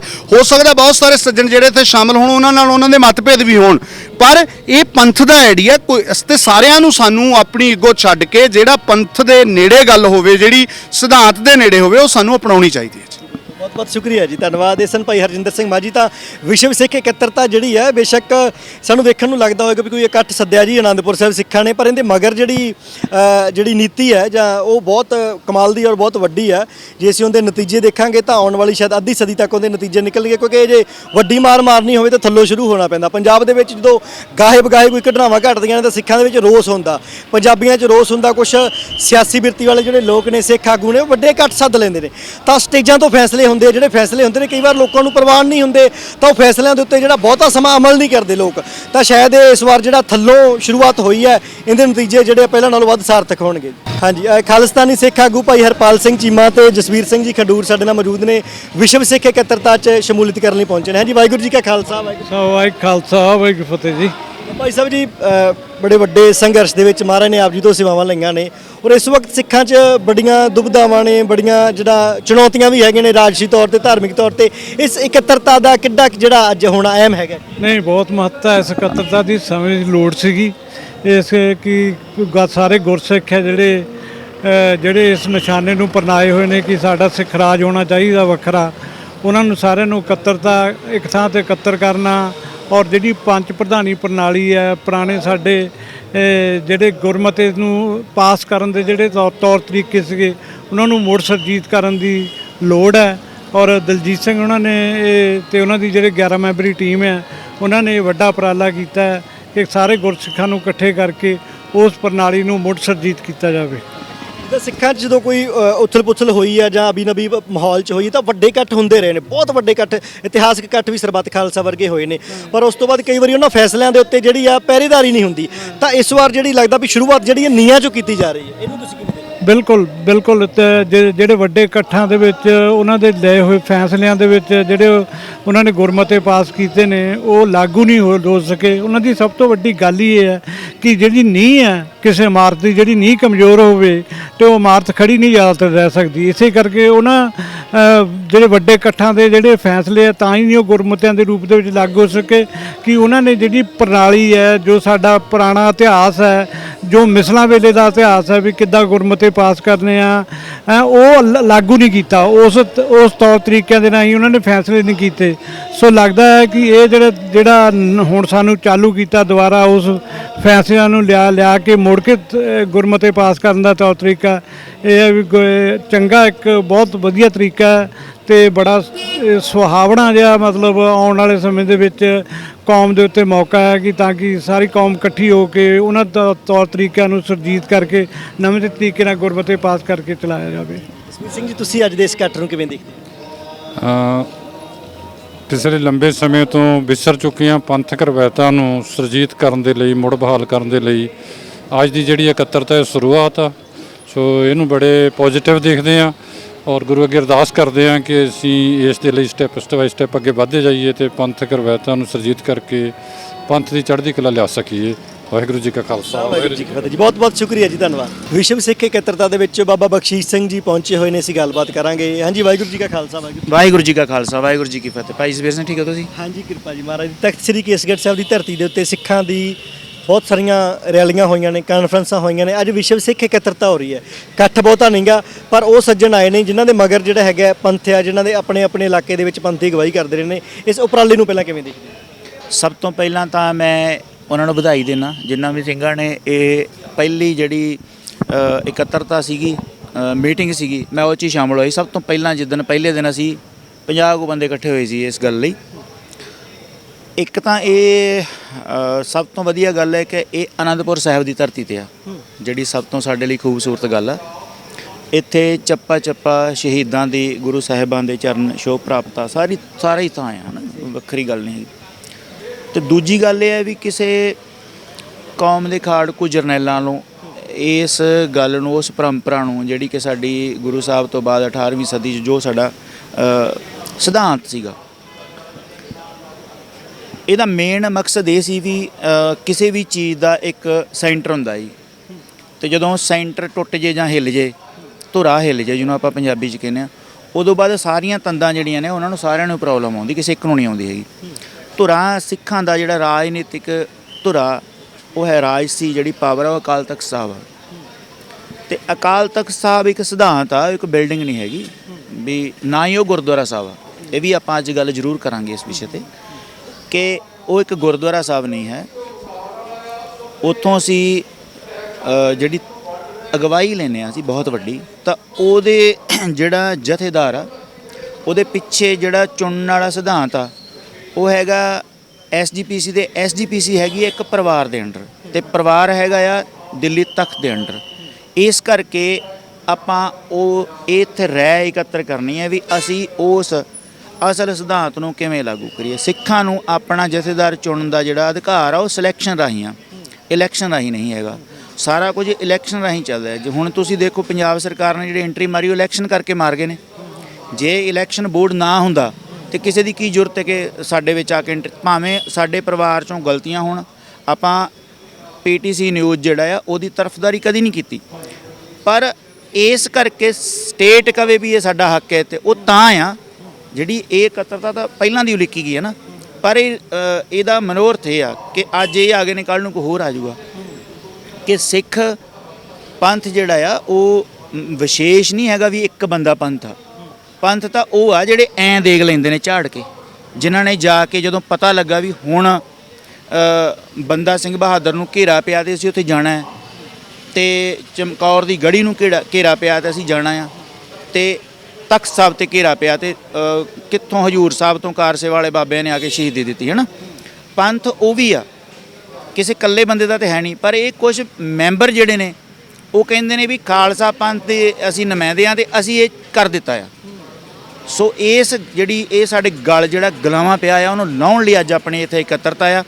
ਤੇ ਆਪਾਂ ਚਾਹੁੰਦੇ ਆ ਵੀ ਹਰ ਸਿੱਖ ਜਿਹੜਾ ਗੁਰੂ ਗ੍ਰੰਥ ਸਾਹਿਬ 'ਚ ਵਿਸ਼ਵਾਸ ਰੱਖਦਾ, ਅਕਾਲ ਤਖਤ ਸਾਹਿਬ ਨੂੰ ਆਪਣਾ ਤਖਤ ਮੰਨਦਾ ਹੈ, ਦਿੱਲੀ ਨੂੰ ਨਹੀਂ ਮੰਨਦਾ ਹੈਗਾ ਜਾਂ ਦੁਨਿਆਵੀ ਤਖਤਾਂ ਨੂੰ ਨਹੀਂ ਮੰਨਦਾ, ਉਹ ਆਪਣੀ ਰਾਏ ਜ਼ਰੂਰ ਇੱਥੇ ਦੇਵੇ ਸਹੀ ਤਰੀਕੇ ਨਾਲ। ਔਰ ਇਹਦਾ ਵਿਧੀ ਵਿਧਾਨ ਇਹ ਆ, ਇੱਕ ਜਥਾ 25 ਸਿੰਘਾਂ ਦਾ, 25 'ਚੋਂ 5 ਤੇ 5 'ਚੋਂ 1 ਜਿਹੜਾ ਇੱਥੇ ਗੱਲ ਕਰੂਗਾ, ਠੀਕ ਹੈ ਜੀ। ਤਾਂ ਉਸ ਸਾਰੀ ਗੱਲ ਨੂੰ ਇਕੱਤਰ ਕਰਕੇ, ਕਿਉਂਕਿ ਹੁਣ ਇਹ ਨਹੀਂ ਹੈਗਾ ਵੀ ਅਕਾਲ ਤਖਤ ਸਾਹਿਬ ਇੰਡੀਆ 'ਚ ਹੀ ਆ, ਹੁਣ ਪੂਰੀ ਦੁਨੀਆ 'ਚ ਤਾਂ ਸਿੱਖ ਬੈਠੇ ਨੇ। ਤਾਂ ਕੀ SGPC ਜਿਹੜੀ ਆ ਉਹ ਬਾਹਰਲੇ ਸਿੱਖਾਂ ਨੂੰ ਤਾਂ ਚੁਣਦੀ ਨਹੀਂ ਹੈਗੀ, ਪਰ ਇੱਥੇ ਪੰਜਾਬ 'ਚ ਉਹ ਮੈਂਬਰ ਨੇ 178 ਜਿਹੜੇ ਹੈਗੇ ਨੇ, ਤੇ ਉਹਨਾਂ ਕੱਲ੍ਹ ਮੈਂਬਰਾਂ ਨੇ ਵੀ ਉਹਨਾਂ ਦੀ ਜੱਖਣਾ ਪੱਟ ਦਿੱਤੀ ਐ ਇਸ ਗੱਲ ਲਈ ਵੀ ਭਾਈ ਸਾਨੂੰ ਨਹੀਂ ਪਤਾ ਜਥੇਦਾਰ ਕਦੋਂ ਲਾ ਦਿੰਦੇ ਹੋ ਕੀ ਤੁਸੀਂ ਇੱਥੇ ਬੋਲਣਾ, ਕੀ ਤਿਆਰੀ, ਸਾਨੂੰ ਪਤਾ ਹੀ ਨਹੀਂ। ਇਹ ਤਾਂ ਉਹਨਾਂ ਨੇ ਮਤਲਬ ਪ੍ਰੈਸ 'ਚ ਕਹਿ ਦਿੱਤਾ ਨਾ। ਤਾਂ ਇਹੀ ਆਪਾਂ ਚਾਹੁੰਦੇ ਹਾਂ ਵੀ ਹਰ ਸਿੱਖ ਨੂੰ ਪਤਾ ਹੋਏ ਵੀ ਸਾਡਾ ਜਥੇਦਾਰ ਆਇਆ ਤੇ ਅਸੀਂ ਇਹਨੂੰ ਚੁਣ ਰਹੇ ਹਾਂ। ਸੋ ਇਹਦੇ ਲਈ ਉਪਰਾਲਾ ਆ। ਕਈ ਵਾਰੀ ਪਿਛਲੇ ਅਸੀਂ ਸਾਲਾਂ 'ਚ ਜੇ ਜਦੋਂ ਚੱਲੇ ਇੱਕ ਦਹਾਕੇ ਦੀ ਆਪਾਂ ਗੱਲ ਹੀ ਕਰ ਲਈਏ, ਇੱਕ ਪਾਸੇ ਭਾਰਤੀ ਅਦਾਲਤਾਂ ਨੇ ਸ਼੍ਰੋਮਣੀ ਕਮੇਟੀ ਦੇ ਫੈਸਲੇ ਵੀ ਹਾਈ ਕੋਰਟ ਸੁਪਰੀਮ ਕੋਰਟ 'ਚ ਹੁੰਦੇ ਨੇ। ਜਿੱਦਾਂ ਉਹ 328 ਸਰੂਪਾਂ ਵਾਲਾ ਮਾਮਲਾ ਸੀਗਾ, ਜਿਹੜਾ ਮੁਲਾਜ਼ਮ ਸੀ ਜਿਹਨੂੰ ਬਰਖਾਸਤ ਕੀਤਾ ਗਿਆ, ਉਹ ਆਪਣਾ ਜਿਹੜਾ ਫੰਡ ਅਦਕ ਲੈਣ ਲਈ ਭਾਰਤੀ ਅਦਾਲਤ ਜਾਂਦਾ ਹੈ। ਅਦਾਲਤ ਕਹਿੰਦੀ ਸ਼੍ਰੋਮਣੀ ਕਮੇਟੀ ਬਈ ਫੰਡ ਦਿਓ। ਇੱਕ ਪਾਸੇ ਸਿੱਖਾਂ ਦੀ ਅਦਾਲਤ ਸ੍ਰੀ ਅਕਾਲ ਤਖਤ ਸਾਹਿਬ ਦਾ। ਔਰ ਇੱਥੋਂ ਤੱਕ ਵੀ ਹੋਇਆ ਵੀ ਜਦੋਂ ਜਿਹੜੀ ਵਜ੍ਹਾ ਕਰਕੇ ਜਿਹੜਾ ਨਚਾਰ ਪ੍ਰਚਾਰ ਗਿਆ ਪਟਿਆਲੇ ਲੱਗੇ, ਉਹਨਾਂ ਵਰਗਿਆਂ ਨੂੰ ਬੋਲਣ ਦਾ ਮੌਕਾ ਮਿਲ ਗਿਆ ਜਦੋਂ ਸ਼੍ਰੀ ਅਕਾਲ ਤਖਤ ਸਾਹਿਬ ਤੋਂ ਬਲਾਤਕਾਰੀ ਲੋਕਾਂ ਨੂੰ ਵੀ ਜਿਹੜਾ ਕਈ ਵਾਰੀ ਉਹ ਰਿਆਇਤਾਂ ਦਿੱਤੀਆਂ ਗਈਆਂ ਨੇ। ਤਾਂ ਇਹ ਜਿਹੜੀਆਂ ਕਮੀਆਂ ਕਿਵੇਂ ਦੂਰ ਹੋਣਗੀਆਂ? ਕਿ ਉੱਥੇ ਸ਼ਖਸੀਅਤਾਂ ਚੰਗੀਆਂ ਬਿਠਾਈਆਂ ਜਾਣਗੀਆਂ ਜਾਂ ਜਿਹੜਾ ਰਾਜਸੀ ਗਲਬਾ ਉਹਨੂੰ ਹਟਾਇਆ ਜਾਊਗਾ? ਇਹਨੂੰ ਕਿਉਂਕਿ ਬੜਾ ਵੱਡਾ ਮਸਲਾ, ਹਾਲਾਂਕਿ ਇਹ ਕਈ ਵਾਰੀ ਜੀਵ ਨਹੀਂ ਕਰਦਾ ਤੇ ਗੱਲ ਕਰਦੇ। ਬਹੁਤ ਵੱਡਾ ਮਸਲਾ ਹੈ, ਪਰ ਇਹਦਾ ਇੱਕ ਸਟੈਪ ਹੈ ਪਹਿਲਾ। ਜੇ ਆਪਾਂ ਸਿੱਖ ਇਹਨੂੰ ਸਮਝ ਲੈਣ, ਪਹਿਲਾਂ ਤਾਂ ਬਹੁਤ ਲੋਕਾਂ ਨੂੰ ਸਮਝ ਹੀ ਨਹੀਂ ਆਉਂਦੀ ਵੀ ਆਪਾਂ ਕਰ ਕੀ ਰਹੇ ਹਾਂ। ਇਹ ਗੱਲ ਬਹੁਤ ਜ਼ਰੂਰੀ ਆ, ਇਹ ਗੱਲ ਨੂੰ ਸਮਝਣ ਕਿ ਸਟੇਟ ਦਖਲਅੰਦਾਜ਼ੀ ਕਰ ਹੀ ਉਦੋਂ ਸਕਦੀ ਹੈ ਕਿੱਥੇ ਅਕਾਲ ਤਖਤ ਤੇ ਕਿੱਥੇ ਇੱਕ ਲੋਅਰ ਕੋਰਟ ਦਾ ਜੱਜ। ਤੁਸੀਂ ਦੇਖ ਸਕਦੇ ਹੋ ਕਿ ਉਹ ਕਹਿੰਦਾ ਕਿ SGPC ਤਨਖਾਹ ਦੇਵੇ ਜਾਂ ਉਹਨਾਂ ਦੇ ਪੈਸੇ ਦੇਵੇ ਜਾਂ ਉਹਦੇ 'ਚ ਐਂਟਰ ਕਰਦਾ ਹੈ ਨਾ, ਉਹ ਤਾਂ ਹੀ ਕਰਦਾ ਕਿ ਅਸੀਂ ਇਲੈਕਸ਼ਨ ਰਾਹੀਂ ਸਾਰਾ ਕੁਝ ਕਰ ਰਹੇ ਹਾਂ। ਦਿੱਲੀ ਤਖਤ ਦੇ ਅਧੀਨ ਆ ਅਕਾਲ ਤਖਤ ਸਾਹਿਬ। ਇਹ ਗੱਲ ਦੋ ਰਾਵਾਂ ਨਹੀਂ ਹੈਗੀਆਂ। ਇਲੈਕਸ਼ਨ 'ਚ ਆਉਣਗੇ ਤਾਂ ਫਿਰ ਉਸ ਤਖਤ ਦੇ ਰਾਹੀਂ ਆਉਣਗੇ। ਉਸ ਤਖਤ ਦੇ ਅਧੀਨ ਹੈ ਬਾਦਲ ਪਰਿਵਾਰ, ਬਾਦਲ ਪਰਿਵਾਰ ਦੇ ਅਧੀਨ ਹੈ SGPC ਦੇ ਅਧੀਨ ਅੱਗੇ ਜਥੇਦਾਰ ਆ। ਉਹ ਤੁਸੀਂ ਇਹ ਵੇਖੋ ਕਿ ਕੋਈ ਵੀ ਜਥੇਦਾਰ ਉਹ ਆਪਣੇ ਤਖਤ ਦੀ ਮਾਣ ਮਰਿਆਦਾ ਕਿਵੇਂ ਰੱਖ ਸਕਦਾ ਜਦ ਉਹ ਦਿੱਲੀ ਦੇ ਤਖਤ ਦੀ ਸਿਕਿਉਰਿਟੀ 'ਚ ਤੇ ਘੁੰਮ ਰਿਹਾ ਆ। ਮੰਨ ਲਓ ਤੁਸੀਂ ਜਾਣਾ ਆ, ਪਹਿਲਾਂ ਤਾਂ ਉਹ ਤੁਹਾਨੂੰ ਕਹਿਣਗੇ ਵੀ ਕਿੱਧਰ ਮੂੰਹ ਚੁੱਕਿਆ, ਤੁਸੀਂ ਕਿਵੇਂ ਆਏ ਹੋ। ਦੇਖੋ ਮੈਂ ਤਾਂ ਸਿੱਧੀ ਸਰਲ ਭਾਸ਼ਾ 'ਚ ਗੱਲ ਕਰਾਂ, ਬਣੂਗਾ ਉਹ ਮਨਜ਼ੂਰੀ ਮਿਲੂਗੀ, ਤੇਲ ਹੋ ਸਕਦਾ ਨਹੀਂ, ਉਹ ਕਹਿਣ ਹੀ ਨਾ ਵੀ ਨਹੀਂ ਜਾਣ ਦਿੰਦੇ, ਸਿਕਿਉਰਿਟੀ ਥ੍ਰੈਟ ਆਈ ਜਥੇਦਾਰ ਨੂੰ, ਅਸੀਂ ਮਿਲਣ ਨਹੀਂ ਦਿੰਦੇ। ਮੰਨ ਲਓ ਮੈਂ ਮੇਰਾ ਪਿਛੋਕੜ ਖਾੜਕੂ ਆ, ਮੈਂ ਤਾਂ ਜਥੇਦਾਰ ਨੂੰ ਮਿਲ ਹੀ ਨਹੀਂ ਸਕਦਾ। ਕਹਿੰਦੇ ਵੀ ਤੁਸੀਂ ਤਾਂ ਟੈਰਰਿਸਟ ਆ। ਜਿਹੜੇ NSG ਵਾਲੇ ਖੜੇ ਨੇ ਉਹਨਾਂ ਲਈ ਅਸੀਂ ਟੈਰਰਿਸਟ ਆ, ਅਸੀਂ ਤਾਂ ਜਥੇਦਾਰ ਕੋਲ ਜਾ ਹੀ ਨਹੀਂ ਸਕਦੇ। ਸਭ ਤੋਂ ਪਹਿਲਾਂ ਤਾਂ ਗੁਨਾਹ ਇਹੀ ਆ ਕਿ ਦਿੱਲੀ ਤਖਤ ਦੇ ਬੰਦੇ ਤੁਹਾਡੇ ਨਾਲ ਚਾਰ ਚਫੇਰੇ ਤੁਹਾਨੂੰ ਘੇਰਿਆ ਹੋਇਆ ਤੇ ਜਥੇਦਾਰ ਤੁਸੀਂ ਸਿੱਖ ਕੌਮ ਦੇ ਹੋ। ਇਹ ਗੱਲਾਂ ਦਾ ਜਿਹੜਾ ਗਲਬਾ ਉਹਨੂੰ ਤੋੜਨ ਲਈ ਅੱਜ ਆਪਾਂ ਇੱਥੇ ਇਕੱਠੇ ਹੋਏ। ਜਿੱਦਾਂ ਜਿਹੜੀ ਸ਼੍ਰੋਮਣੀ ਕਮੇਟੀ ਦੇ ਫੈਸਲੇ ਨੇ, ਜੇ ਕੋਈ ਜਿੱਦਾਂ ਬਜਟ ਪਾਸ ਹੁੰਦਾ ਤਾਂ ਸਾਈਨ ਹੁੰਦੇ ਅੰਮ੍ਰਿਤਸਰ ਦਾ DC ਕਰਦਾ। ਗੱਲਾਂ ਅਸੀਂ ਕਰ ਰਹੇ ਜੀ ਸਿੱਖਾਂ ਦਾ ਸਰਵਉੱਚ, ਠੀਕ ਹੈ ਸਾਡਾ ਤਖਤ ਸਰਵਉੱਚ ਆ ਦੁਨੀਆ ਦੀ, ਕੀ ਕੋਈ ਵੀ ਜਿਹੜੀ ਦੁਨੀਆ ਦਾ ਰਾਜਾ ਮੁਲਕ ਹੈ ਉਹਨਾਂ ਦਾ ਜੱਜ ਵੀ ਅਕਾਲ ਤਖਤ ਸਾਹਿਬ ਦੇ ਸੇਵਾਦਾਰ ਦੇ ਬਰਾਬਰ ਵੀ ਨਹੀਂਗਾ। ਪਰ ਇਹਨੂੰ ਮਤਲਬ ਪ੍ਰੈਕਟੀਕਲ ਰੂਪ 'ਚ ਕਿੱਦਾਂ ਇਹ ਪੋਸੀਬਲ ਹੋਊਗਾ ਕਿ ਚੋਣ ਪ੍ਰਕਿਰਿਆ ਬੰਦ ਹੋਊਗੀ ਜਾਂ ਅਕਾਲ ਤਖਤ ਦੇ ਜਥੇਦਾਰ ਦੀ ਜਿਹੜੀ ਉੱਥੇ ਪਦਵੀ ਦੀ ਜਿਹੜੀ ਸਥਾਪਨਾ ਆ ਜਾਂ ਉੱਥੇ ਜਿਹੜਾ ਉਦੋਂ ਉਹਨੂੰ ਲਾਇਆ ਜਾਂਦਾ ਜਾਂ ਉਹਨਾਂ ਨੂੰ ਸੇਵਾ ਮੁਕਤ ਕੀਤਾ ਜਾਂਦਾ ਉਹ SGPC ਤੋਂ ਬਾਹਰ ਹੋਵੇ? ਇਹ ਕਿੱਦਾਂ ਪੋਸੀਬਲ? ਆਪਣਾ ਹੁਣ ਇਹੀ ਆਪਾਂ ਇੱਥੇ ਰਾਏ ਕਰਨੀ ਆ ਵੀ ਇਹਨੂੰ ਕਿਵੇਂ ਦਰੁਸਤ ਕੀਤਾ ਜਾਏ। ਆਪਣੀ ਇਕੱਤਰਤਾ ਜਿਹੀ ਆ ਵੀ ਇੱਥੇ ਆਪਾਂ ਸਾਰਿਆਂ ਨੇ ਰਾਏ ਦੇਣੀ ਆ ਵੀ ਇਸ ਚੀਜ਼ ਨੂੰ ਸਟੇਟ ਦੇ ਗਲਬੇ ਤੋਂ ਮੁਕਤ ਕਿਵੇਂ ਕਰਾਇਆ ਜਾਏ, ਸਿੱਖਾਂ ਦੇ ਹੱਥ 'ਚ ਕਿਵੇਂ ਆਏ। ਆਪਣਾ ਇਹੀ ਤਾਂ ਇੱਥੇ ਹੈਗਾ ਸਾਰਾ। ਫਿਲਮਾਂ ਦਾ ਮਾਮਲਾ ਸੀ, ਉਹ ਨਾਨਕ ਸ਼ਾਹ ਫਕੀਰ ਫਿਲਮ ਸੀ, ਉਹ 'ਚ ਇਤਰਾਜ਼ਯੋਗ ਤਰੀਕਾ ਵਰਤਿਆ ਗਿਆ।